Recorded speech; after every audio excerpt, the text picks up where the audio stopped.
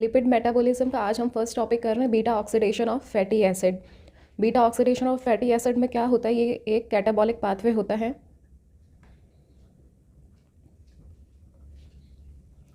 और इसमें क्या होगा, जो फ्री फैटी एसिड होते हैं वो किस में कन्वर्ट होंगे, एसिटाइल कोएंजाइम ए में।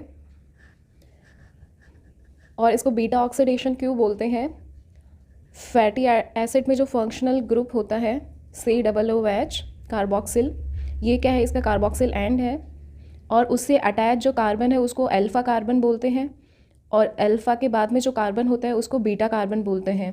तो यहाँ पे जो ऑक्सीडेशन हो रहा है वो कहाँ होता है, बीटा पोजीशन का जो कार्बन है यहाँ से क्या होगा, हाइड्रोजन रिमूव होगा और हाइड्रोजन रिमूव होता है तो उस प्रोसेस को अपन क्या बोलते हैं, ऑक्सीडेशन बोलते हैं।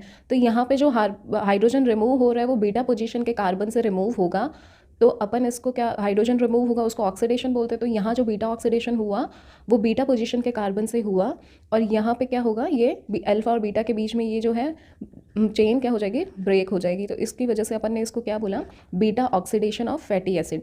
ये कैटाबॉलिक पाथवे होता है, इसमें जो फ्री फैटी एसिड होते हैं वो एसिटाइल कोएंजाइम ए में कन्वर्ट हो जाएंगे। इसको बीटा ऑक्सीडेशन क्यों बोला, क्योंकि ये जो फंक्शनल ग्रुप है कार्बोक्सिल एंड जो है इससे जो अटैच कार्बन है उसको अल्फा कार्बन बोलते हैं, उससे नेक्स्ट कार्बन को बीटा कार्बन बोलते हैं। तो यहाँ जो बीटा पोजीशन पर जो कार्बन है वहाँ से हाइड्रोजन रिमूव होगा, वहाँ से ऑक्सीडेशन होगा और ये अल्फा बीटा चेन क्या होगी, ब्रेक होगी। ये एक 3 स्टेप प्रोसेस होती है जिसमें अपन पहले एक्टिवेशन करेंगे फैटी एसिड का और उसके बाद में ट्रांसपोर्ट करेंगे एक्टिवेटेड फैटी एसिड का माइटोकॉन्ड्रिया में और उसके बाद में ऑक्सीडेशन के स्टेप्स होंगे। 4 स्टेप्स हैं इसमें। तो सबसे पहला स्टेप अपन करते हैं एक्टिवेशन ऑफ फैटी एसिड।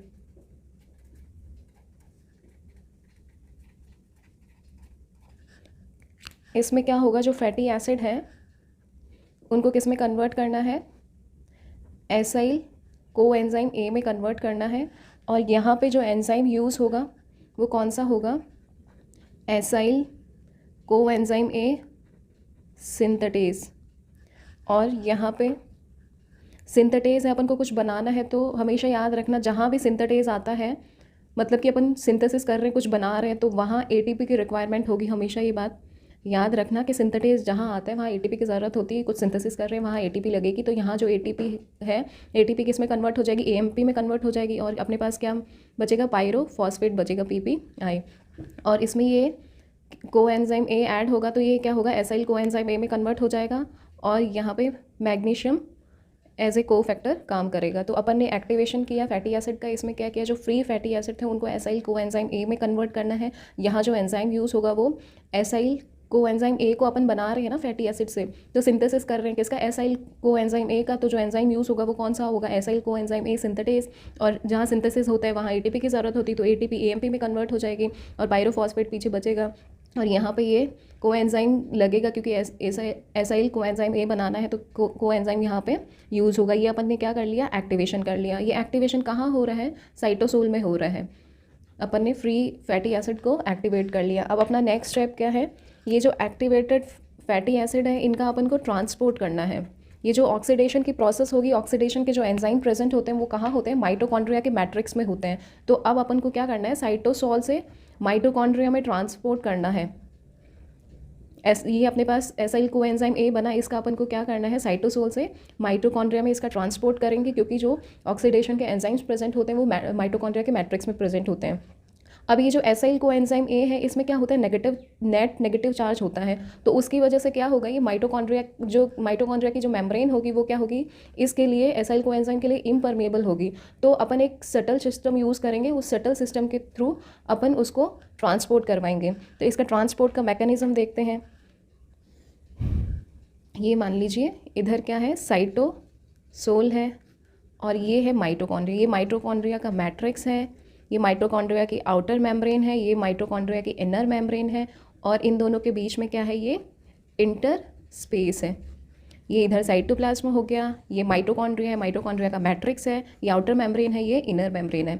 अब अपन को क्या करना है, ये एसाइल कोएंजाइम ए को अपन को यहाँ साइटोसोल में यहाँ पे अपने पास क्या पड़ा है, ये एसाइल कोएंजाइम ए पड़ा है। अब अपन को क्या करना है, ये साइटोसोल से इसको कहाँ ट्रांसफ़र करवाना है, ये माइटोकॉन्ड्रिया के मैट्रिक्स में ट्रांसफ़र करवाना है ताकि इसका ऑक्सीडेशन हो सके। तो अब क्या होगा, यहाँ पे एक कार्नेटिल सटल सिस्टम की हेल्प लेंगे अपन।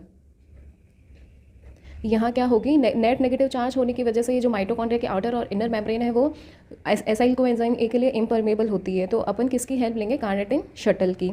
तो यहाँ पे एक एंजाइम होता है जिसका नाम है कार्निटिन एसाइल ट्रांसफरेज 1 एंजाइम, और एक दूसरा एंजाइम होता है कार्निटिन एसाइल ट्रांसफरेज 2 एंजाइम।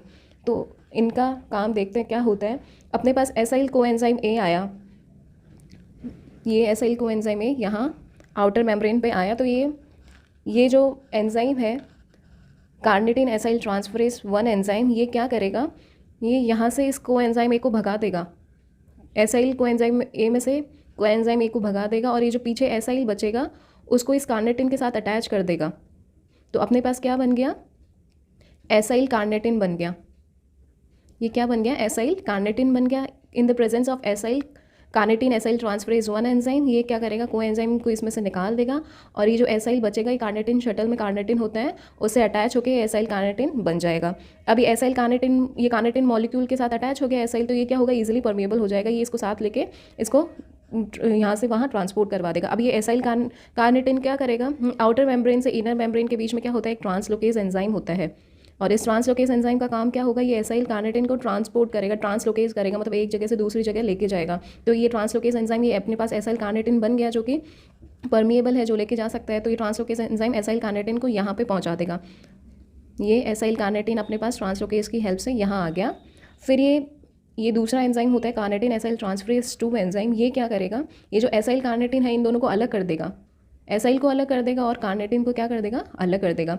और जो कोएंजाइम ए को ये कार्निटिन एसाइल ट्रांसफरेज 1 एंजाइम ने भगाया था, ये जो कार्निटिन एसाइल ट्रांसफरेज 2 एंजाइम है, ये वापस इसको इसका कोएंजाइम लाके दे देगा। तो ये अपने पास क्या आ गया, एसाइल कोएंजाइम ए, और कहाँ है ये, माइटोकॉन्ड्रिया की मैट्रिक्स में है। और फिर ये जो कार्निटिन पीछे बचा उसको ये ट्रांसलोकेज एंजाइम वापस अपनी जगह पे पहुंचा देगा, और फिर से ये दूसरे एसाइल कोएंजाइम ए के मॉलिक्यूल को क्या करेगा, ट्रांसपोर्ट करेगा। तो ये ट्रांसपोर्ट समझ में आ गया होगा। ये आउटर मेम्ब्रेन है, ये इनर मेम्ब्रेन है, यहाँ पे ये इम्परमेबल होती है एसाइल कोएंजाइम ए के लिए। तो कार्निटिन शटल का यूज़ करेंगे, उसमें ये जो एंजाइम है CAT1, ये क्या करेगी, एसाइल और कार्निटिन को, एसाइल में से कोएंजाइम ए को भगा देगी और एसाइल को कार्निटिन के साथ अटैच करके इसका ट्रांसलोकेशन करवा देगी। ट्रांसलोकेज एंजाइम की हेल्प से फिर कार्निटिन, ये CAT2 एंजाइम क्या करेगा, इसको इसका कोएंजाइम वापस दे देगा, और पीछे जो कार्निटिन बचा वो वापस ट्रांसलोकेज की हेल्प से आउटर मेम्ब्रेन पे आ जाएगा, और ये एसाइल कोएंजाइम ए इधर मैट्रिक्स में ट्रांसपोर्ट